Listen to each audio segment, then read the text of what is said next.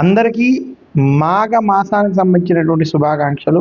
మనకున్నటువంటి 12 మాసాలకి ప్రతి మాసానికి ఒక్కొక్క ప్రాధాన్యత, ఒక ప్రాముఖ్యత, ప్రత్యేకత ఉండడం విశేషం. అందులో ఉత్తరాయణంలో వచ్చేటువంటి మొట్టమొదటి విశేషమైనటువంటి మాసం ఏదైనా ఉందంటే అది మాఘ మాసం. ఉత్తరాయణం సాధారణంగా పుష్యమాసం, మాఘ మాసాలు దగ్గరలో ప్రారంభమైనప్పటికీ మాఘ మాసం పూర్తిగా ఉత్తరాయణంలో ఉండేటువంటి మొట్టమొదటి మాసంగా మనం పెద్దలు తెలియజేస్తూ ఉంటారు. అటువంటి మాఘ మాసం చాలా విశేషమైనది, ప్రత్యేకమైనది. దీనికి గల కారణం అఘము అంటే పాపము అని అర్థం.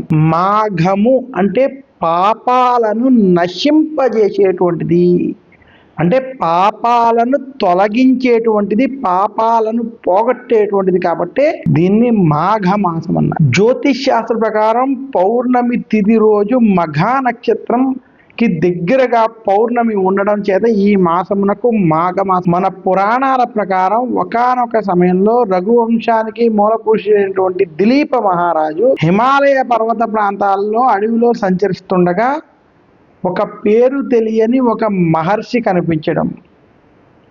అప్పుడు ఆ మహర్షి మాఘమాసము యొక్క గడియలు ప్రవేశించే నీవింకా మాఘమాస పుణ్య స్నానము ఆచరించలేనట్టుగా ఉన్నది, నీవు వెంటనే వెళ్ళి మాఘమాస స్నానం ఆచరించమని చెప్పడం.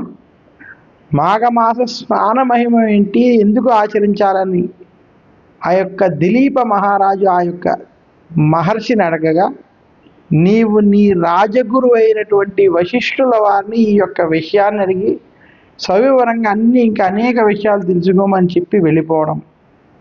అప్పుడు ఆ మహారాజు మాఘమాస శుక్లపక్ష పాడ్యము రోజు అక్కడ నదీ స్నానం ఆచరించి తన యొక్క రాజ్యానికి వెళ్ళి వశిష్ఠుడిని మాఘమాసం యొక్క వైభవాన్ని, ప్రాధాన్యతని, మాఘ స్నాన విశేషాన్ని అడగడం చేత వశిష్ఠుడు స్వయముగా దిలీపుడికి చెప్పి మాఘమాసం యొక్క పుణ్య స్నానాలు, మాఘమాస వ్రతము, మాఘమాస ఫలితముకి సంబంధించినటువంటి మాఘ పురాణాన్ని చెప్పడం చేత ఈ యొక్క పురాణం మనకి ఈరోజు లభ్యమై అవడం విశేషం. ఏ వ్యక్తి అయితే మాఘమాసంలో తెలిసి కానీ తెలియక కానీ మాఘ పురాణం పదం విన్నా, మాఘమాస వైభవం విన్నా, మాఘమాసంలో పుణ్య నదీ స్నానం ఆచరించిన వారికి విశేషమైనటువంటి పుణ్యఫలం లభిస్తుంది. మాఘమాసంలో ప్రతి ఒక్కరూ ఆచరించవలసిన ముఖ్య విషయాలు. మాఘమాసంలో ముఖ్యంగా ప్రతి మానవుడు పాపాలని తొలగించుకోవాలి. పాపములను తొలగించుకోవడం అంటే సాత్విక గుణాన్ని పెంపొందించుకుంటూ దైవత్వం వైపు అడుగులు వేస్తూ దైవత్వంలో భక్తిని, భక్తి ద్వారా జ్ఞానమును, జ్ఞానము ద్వారా మోక్షాన్ని పొందేటువంటి మార్గాన్ని పెంచుకోవాలి. ఈ యొక్క మోక్ష మార్గం ఏ విధంగా కలుగుతుంది అంటే మనకి సంవత్సరంలో వచ్చేటువంటి కొన్ని ముఖ్యమైన మాసములలో మనం ఆచరించేటువంటి ఆచార వ్యవహారాల వల్ల ఖచ్చితమైనటువంటి శుభ ఫలితాలు మనకి కలగడం చేత వారు మోక్షానికి అర్హత పొందుతారు. అటువంటి వాటిల్లో మాఘమాసం ప్రత్యేకమైనది. ఈ మాఘమాసంలో ముఖ్యంగా మాఘమాసంలో ఆచరించవలసిన ప్రముఖ ముఖ్య విషయాలలో స్నానం. మాఘమాసంలో ఏ వ్యక్తి అయినా తెలిసి కానీ తెలియక కానీ పుణ్య నదులలో లేదా తటాకాలలో, ముఖ్యంగా బావులలో గనక లేదా ఇంటి వద్ద కానీ మాఘమాసంలో పుణ్య స్నానాలు ఆచరిస్తే వారికి శుభ ఫలితాలు కలుగుతాయి, పాపము తొలగిపోతుందని శాస్త్రాలు తెలియజేస్తాయి. అంటే మనం తెలిసి కానీ తెలియక చేసినటువంటి పాపాల నుండి క్షమాపణ కోరుకుంటూ ఏ వ్యక్తి అయితే మాఘమాసంలో పుణ్య నదీ స్నానాలు ఆచరిస్తారో వారికి శుభాలు కలుగుతాయి. సూర్యుని యొక్క కిరణాలు మనకి మాఘమాసంలో ముఖ్యంగా ప్రత్యేకంగా ఈ నదుల్లో ఉండడం చేత ఈ సమయంలో నదులలో విశేషమైనటువంటి శక్తి ఉండడం చేత మనకున్నటువంటి గ్రహ దోషములు ఇవన్నీ తొలగి శుభ ఫలితాలు కలుగుతాయని శాస్త్రాలు తెలియజేశాయి. మాఘమాసంలో పుణ్య నదీ స్నానం ఆచరించాలని మాఘ పురాణం స్పష్టంగా తెలియజేస్తుంది. అయితే మాఘమాసంలో స్నానం ఆచరించడానికి విధి విధానం ఉంది. ఎలా పడితే అలా స్నానం చేస్తే అది పుణ్య స్నానం అవదు, దానివల్ల ఎటువంటి పుణ్యం లభించదు. మనం నదుల వద్దకు వెళ్ళినా, ఇంటిలో స్నానం చేసినా దానికి స్నాన విధి అని ఉన్నది. ఆ స్నాన విధి అంటే ఏమిటంటే, ప్రతి మానవుడు నదుల్లో స్నానం ఆచరించేటప్పుడు ఇంటిలోనే తల స్నానం ఆచరించాలి ముందుగా. అలా స్నానం ఆచరించాక కొత్త వస్త్రములు లేదా శుభ్రమైన వస్త్రములు కట్టుకుని, ముఖ్యంగా మగవారైతే ధవతి వంటివి, పంచె వంటివి కట్టుకోవడం, పైన ఒక వస్త్రాన్ని వేసుకోవడం. స్త్రీలు వారికి అనుకూలమైనటువంటి చీర వంటి వస్త్రాలు కట్టుకోవడం. భార్యాభర్తలైతే మాఘమాస పుణ్యనది స్నానానికి కలిసి వెళ్ళడం, అలాగే కొంగుముడి కట్టుకుని వారు స్నానం ఆచరించడం. ఈ రకంగా శాస్త్రబద్ధంగా మాఘమాస పుణ్యనది స్నానం ఆచరించాలి. ఏ కోశాన్నైనా ఇంట్లో ఇద్దరూ స్నానం ఆచరించలేనటువంటి పరిస్థితి ఏర్పడినప్పుడు కనీసం భర్త వెళ్ళి ఆ యొక్క స్నానాన్ని ఆచరించి ఆ యొక్క పుణ్యాన్ని ఆ కుటుంబానికి ధారపోయచ్చు. ఈ స్నానం ఆచరించేటువంటి విధి విధానంలో ఇలా ఇంటిలో స్నానం ఆచరించి శుభ్రమైన వస్త్రాలతో నదుల వద్దకు వెళ్ళి, గంగే జమునే చైవ గోదావరి సరస్వతి నర్మదే సింధు కావేరి జలేస్మిన్ సన్నిధిం కురు అని చెప్పి, ఓం అపవిత్ర పవిత్రో వా సర్వావస్థాంగతో యస్మరే పుండరీకాక్షం సభాహ్యాభ్యంచం శుద్ధి అని ఆ యొక్క నీళ్ళని నెత్తి మీద జల్లుకుని ఆ యొక్క నదీమాతకు నమస్కరించి సంకల్ప సహితంగా మాఘమాస పుణ్య నదీ స్నాన కర్మ కరిష్యే అని ప్రత్యేకంగా సంకల్ప సహితంగా స్నానం చేస్తూ నది కింద ఉన్నటువంటి మాతృకంటే మట్టిని రాసుకుని సబ్బులు షాంపూలు వాడకుండా 3 మునకలతో పుణ్య నదీ స్నానం ఆచరించాలి. ఏ వ్యక్తి అయినా నదుల్లో సబ్బులు షాంపూలతో స్నానం ఆచరించడం, అవహేళనతో లేదా వ్యంగ్య పదజాలాలు వాడుతూ వారి యొక్క ఆనందం కోసమో ఇతరులని ఇది చేయడం కోసమో చేసేటువంటి స్నానాలు కాదని, భక్తి శ్రద్ధలతో ఆ నదీమాతని గౌరవిస్తూ కింద మట్టిని రాసుకుని పుణ్య నదీ స్నానాన్ని ఆచరించాలి. ఇంకెవరికైనా ఇంకొంచెం విశేషంగా చేయాలనుకుంటే పసుపు, గంధము, కుంకుమ వంటివి కూడా నదీ స్నానంలో వినియోగించడంలో దోషం లేదు తప్ప, సబ్బులు షాంపూలతో చేసేటువంటి స్నానం పుణ్య నదీ స్నానం కాదని ప్రత్యేకంగా తెలియజేస్తున్నాను. ఈ రకంగా ఎవరైతే మాఘమాసంలో సంకల్ప సహితంగా నదీ స్నానం ఆచరించి, స్నానం ఆచరించేటప్పుడు ఎటువంటి మంత్రాలు అవి చెప్పుకోకుండా సంకల్పం చెప్పుకొని 3 ములకలతో స్నానం ఆచరించి 4 దిక్కుల దేవతలకి, పితృదేవతలకి తర్పణాలు వంటివి వదలడం, ఇంద్రాది దేవతలు, సూర్యాది దేవతలు, నదులు వంటి వాటిని స్మరించుకోవడం చేసుకుని అలా 3 ములకలతో స్నానం పూర్తి చేసుకుని నది బయటకు వచ్చి వస్త్రములన్నీ మార్చుకుని మీరు ఒంటిని శుభ్రం చేసుకున్న తర్వాత ఆ నదీ పరివాహక ప్రాంతంలో పరిశుభ్రమైన ప్రదేశంలో ఏ దేవాలయం వద్దో గోశాల వద్దో కూర్చుని మీకు నచ్చిన యొక్క భగవంతుడి యొక్క స్తోత్రాలు, పూజలు వంటివి ఆచరించుకున్నట్లయితే వారికి మాఘమాస పుణ్య నదీ స్నాన ఫలితం లభిస్తుంది. అలా బయటకు వచ్చి శుభ్రమైనటువంటి వస్త్రాలు కట్టుకుని, తడి బట్టలన్నీ వదిలేసి శుభ్రమైన వస్త్రాలు కట్టుకుని నదులని కలుషితం చేయకుండా స్నానం చేస్తూ అలా శుభ్రమైన వస్త్రాలతోటే పూజాది కార్యక్రమాలు, శుభ్రమైన వస్త్రాలతోనే నదుల వద్ద పుణ్య దానాలు వంటివి ఆచరించమని మన యొక్క మాఘ పురాణం స్పష్టంగా తెలియజేస్తుంది. ఏ వ్యక్తి అయితే మాఘమాసంలో ఈ రకంగా సంకల్ప సహితంగా పుణ్య స్నానాలు ఆచరిస్తారో అటువంటి వారి పాపాలు నశిస్తాయి, వారికి పుణ్య ఫలితం లభిస్తుంది. ఇటువంటి మాఘమాస పుణ్య నది స్నానాలు ఇంటిలో కానీ తటాకాల్లో కానీ బావి వద్ద కానీ విశేషంగా గంగా, యమున, గోదావరి, కృష్ణ, కావేరి వంటి పుణ్య నదుల్లో ఆచరిస్తే అది విశేషమైన రెట్టింపు పుణ్య ఫలితాన్ని ఇస్తుందని తెలియజేస్తున్నాను. ఇంకా మాఘమాసంలో ఆచరించే విషయాల్లో మొట్టమొదటిది మాఘ స్నానం అని మాఘ పురాణాల ప్రకారం చెప్పుకున్నట్లయితే మాఘమాసంలో ఆచరించాల్సినటువంటి రెండో అతి ముఖ్యమైన విషయం మాఘమాసంలో చేయవలసింది దానం.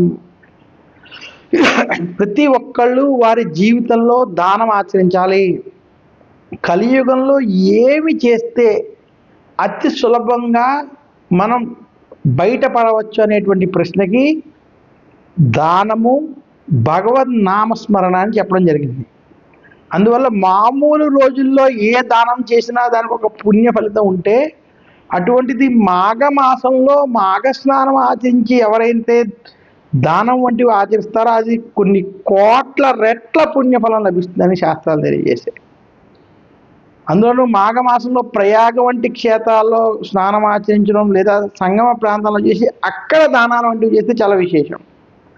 ముఖ్యంగా షోడశ దానాలు, దశ దానాలు, నవధాన్యాలు, అన్నము, గ్రాసము, ముఖ్యంగా సువర్ణ దానం, గోదానం, భూదానం, తిలదానం, అలాగే ఆద్య దానం, నెయ్యి వంటివి దానం చేసుకోవడం అతి విశేషమైనటువంటి ఫలితాలు వస్తాయి. లవణ దానం, నువ్వుల దానం వంటి దానాలు కూడా చాలా విశేషమని శాస్త్రాలు తెలియజేశాయి. ఈ రకమైనటువంటి దానాలు, పుస్తక దానం వంటి దానాలు మనకి మాఘమాసంలో కొత్తగా వచ్చే పంచాంగాలు కావచ్చు, అలాగే కొన్ని ప్రత్యేకమైన రామాయణ, మహాభారతం, పురాణాలకు సంబంధించినటువంటి గ్రంథాలను ప్రచురణ చేసి దానం చేయడం, లలితా సహస్రనామం, విష్ణు సహస్రనామం, స్తోత్రాలను దానం చేయడం చాలా విశేషం. ఈ రకమైనటువంటి పుస్తక దానాల వల్ల సరస్వతీ కటాక్షం, లక్ష్మీ కటాక్షం కూడా కలుగుతుంది. ఈ రకమైనటువంటి దానాలు మాఘమాసంలో ఆచరించమని మాఘ పురాణం స్పష్టంగా చెప్పింది. ఇక మాఘమాసంలో చేయవలసినటువంటి మరొక ముఖ్యమైనటువంటి విషయం నామస్మరణ, జపం, తపం వంటివి ఆచరించాలి. ఇవి ఎవరైతే ఆచరిస్తారో వారికి విశేషమైనటువంటి పుణ్యఫలం లభిస్తుంది. మాఘ స్నానం ఆచరించి పంచాక్షరి, అష్టాక్షరి మంత్రాలతో కావచ్చు, ఉపనయనటువంటి వారు గాయత్రి వంటి వాటిలో కావచ్చు, నామస్మరణ, జపం వంటివి చేసుకోవడం, యోగులు సాధన వంటివి విశేషంగా చేసుకోవడం చేత చాలా రెట్టింపు ఫలితాలు మాఘమాసంలో ఉంటాయి.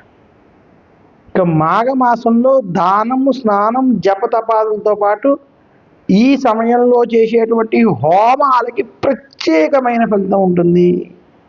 ఇక మాఘమాసంలో ఐదోది ఆలయ దర్శనాలు. ముఖ్యంగా మాఘమాసంలో మాఘమాస పురాణ పఠనం వంటివి చేయమని శాస్త్రం. మాఘమాసంలో విష్ణుమూర్తి ఆలయాలు కానీ, శివాలయాలు కానీ ప్రత్యేకంగా దర్శించినటువంటి వారికి, శివనామస్మరణ, విష్ణునామస్మరణ చేసేటువంటి వారికి, మాఘ పురాణం వంటివి వశిష్ఠుడు చెప్పినటువంటి, దిలీప మహారాజుకి చెప్పినటువంటి మాఘ పురాణం వంటివి చదివినటువంటి వారికి సకల దోషములు తొలగి శుభ ఫలితాలు కలుగుతాయి. ఇంతటి విశేషం ఉన్నటువంటి మాసం మాఘమాసం. మాఘమాసంలో అందుకనే మనకి శ్రీ పంచమి వంటి పండగలు, రథ సప్తమి వంటి పండగలు, అలాగే మాఘ పౌర్ణమి రోజు ప్రత్యేకంగా అమ్మవారు పార్వతీదేవి అమ్మవారు జన్మించినటువంటి రోజుగా చెప్తారు. అటువంటి మాఘ పౌర్ణమి రోజు గౌరీదేవిని ప్రత్యేకంగా పూజించాలని శాస్త్రం. అలాగే మాఘమాసంలో ఏ వ్యక్తి అయినా శివాలయం, విష్ణుమూర్తి యొక్క ఆలయాలు దర్శించి అక్కడ పూజలు చేస్తే దానికి విశేషమైనటువంటి పుణ్యఫలం లభిస్తుందని మన యొక్క పెద్దలు శాస్త్రాల ద్వారా, మాఘమాసం వంటి పురాణాల ద్వారా స్పష్టంగా తెలియజేశారు. మాఘమాసంలో మనం ఆచరించవలసిన ముఖ్య విషయాలలో అత్యంత ముఖ్యమైనది, చాలా ప్రత్యేకమైనది, మాఘమాసంలో ఏ వ్యక్తి అయినా తెలిసి కానీ తెలియక కానీ సూర్యారాధన చేసినట్లయితే ఆయుష్షు, యశస్సు, ఆరోగ్యం కలుగుతుంది. మాఘమాసం 30 రోజులు ఏ వ్యక్తి అయితే తలస్నానాన్ని ఆచరించి మాఘ పురాణం పఠిస్తూ సూర్యారాధన చేస్తే సకల దేవతల్ని ఆరాధించినట్టే. ముఖ్యంగా రథసప్తమి రోజు విశేషంగా సూర్యారాధన చేసిన వాళ్ళకి చాలా విశేషమైన ఫలితం. మాఘమాసంలో ఉపనయనం అయిన వారు ప్రత్యేకంగా గాయత్రి చేసి అది దారపోసినటువంటి చేయడం చేత విశేషమైనటువంటి ఫలితం లభిస్తుంది. మాఘమాసంలో ఏ వ్యక్తి అయితే సూర్యారాధన చేస్తాడో, ఆదిత్య హృదయాన్ని పారాయణం చేస్తాడో, రామ రామ మహాబాహో సునుగుహ్యం సనాతనం ఏన సర్వాన్ నరేన్వస్స సమరే విజయిష్యసి, ఆదిత్య హృదయం పుణ్యం సర్వశత్రు వినాశనం జయావహం జపే నిత్యం అక్షయం పరమం శుభమని ఆదిత్య హృదయం వంటి పారాయణం చేస్తారు. అటువంటి వారికి సకల శుభాలు కలుగుతాయి. ఇంకా వేదాలలో అతి ముఖ్యమైనటువంటి అరుణ పారాయణం చేయడం, చేయించడం, వినడం చేత విశేషమైనటువంటి ఫలితం మాఘమాసంలో కలుగుతుంది. మాఘమాసంలో ఏ వ్యక్తి అయినా తెలిసి కానీ తెలియక కానీ అరుణాన్ని వింటాడో వారికి సకల వేదాలు విన్న ఫలితం లభిస్తుంది. పూర్తి వేదముల యొక్క సారం అరుణముగా తెలియజేశారు. అరుణ మహామంత్రాలు చాలా ప్రత్యేకమైనవి, విశేషమైనది. అందులోనూ ఓం భద్రం కర్ణేభి శృణుయామ దేవా, భద్రం పశ్యే మాఖ్య బిర్యజత్రా, స్థిరైరంగై సుష్టువాగంశస్తనోభి వ్యశేవ దేవహితం యదాయు, స్వస్తిన ఇంద్రో వృద్ధస్రవా, స్వస్తిన పూషా విశ్వవేదా, స్వస్తి నష్టాఖ్యో అరిష్టనేమి, స్వస్తినో బృహస్పతిర్దదాతు అని ఏ రకమైనటువంటి అరుణ మంత్రాలని చదువుకోవడం, వినడం చేత సూర్య భగవాన్ యొక్క అనుగ్రహము, సూర్య భగవాన్ యొక్క వైభవం మనకు తెలుస్తాయి. వేదాలకి సంబంధించిన పూర్తి సారము, వేదములన్నీ చదివినటువంటి ఫలితము మాఘమాసంలో ఒక్క అరుణ పారాయణం చేయడం, అరుణ వినడం చేత లభిస్తుంది.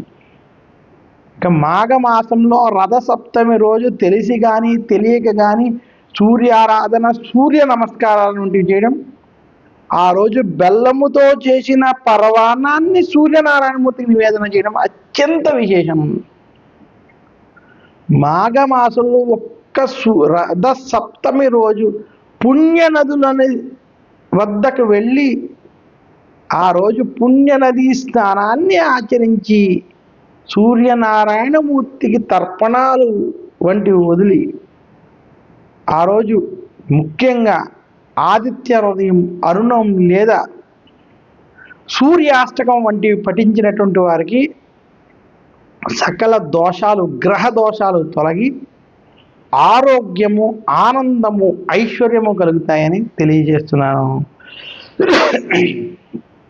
ఏ మానవుడైనా తన జీవితంలో ఆయుష్షు, ఆరోగ్యము, ఆనందము, ఐశ్వర్యము కావాలని కోరుకునేటువంటి వారు మాఘమాసంలో పుణ్య నదీ స్నానాలు ఆచరించి సూర్యారాధన వంటివి చేయడం చేత, మాఘ పురాణం వంటివి పఠించడం చేత సకల శుభాలు కలుగుతాయని తెలియజేస్తూ మరొక్కసారి ఈ మాఘమాసానికి సంబంధించినటువంటి ప్రత్యేక కార్యక్రమంలో మనం మాఘ పురాణ వైభవం, సూర్యనారాయణ యొక్క వైభవం, అలాగే మాఘ స్నాన వైభవం ఇవి ఏవైతే మనం తెలుసుకున్నామో ఇవి మాఘమాసంలో వినడం చేత దిలీప మహారాజు వశిష్ఠుని యొక్క నామస్మరణం చేత ఆ పుణ్య ఫలితాలు మనకు లభిస్తాయని కూడా తెలియజేస్తున్నాను. ఇక మాఘమాసంలో ప్రతి ఒక్కరూ ఆచరించవలసినటువంటి విషయాలు, ఈ మాసం శాంతముగా ఉండడానికి ప్రయత్నించాలి. ఆవేశాలకి, ఆవేశపూరిత నిర్ణయాలకి దూరంగా ఉండాలి. మాఘమాసంలో ఏ వ్యక్తి అయితే భక్తి శ్రద్ధలతో, సాత్విక గుణముతో వారి యొక్క జీవితంలో ముందుకు వెళతారో, మాఘమాసంలో ప్రత్యేకంగా రామాయణం, మహాభారతం వంటివి చదువుకోవడం, భగవద్గీత వంటివి చదువుకోవడం, ఇవి కుదరని పక్షంలో కనీసం విష్ణు సహస్రనామాలు వంటివి పారాయణం చేయడం వల్ల చాలా విశేషమైనటువంటి పుణ్యం లభిస్తుంది. మాఘమాసంలో ప్రతి ఒక్కరూ మాఘ పురాణం, విష్ణు సహస్రనామం, భగవద్గీత, ఆదిత్య హృదయం, సూర్యాష్టకం వంటివి పఠించాలని శాస్త్రాలు తెలియజేశాయి.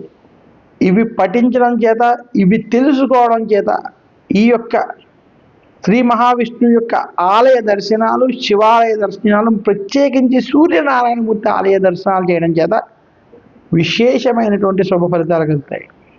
మాఘమాసంలో కోణార్క్ టెంపుల్ లేదా మన ఆంధ్ర రాష్ట్రంలో ఉన్నటువంటి సూర్య దేవాలయాలు, ముఖ్యంగా అరసవెల్లి వంటి క్షేత్రాలని దర్శించుకోవడం, సూర్యనారాయణమూర్తికి సంబంధించినటువంటి ప్రత్యేక ఆలయాలు గుజరాత్ వంటి రాష్ట్రాల్లో ఉన్నటువంటి ఆలయాలను దర్శించడం కూడా చాలా విశేషం, శుభ ఫలదాయకం.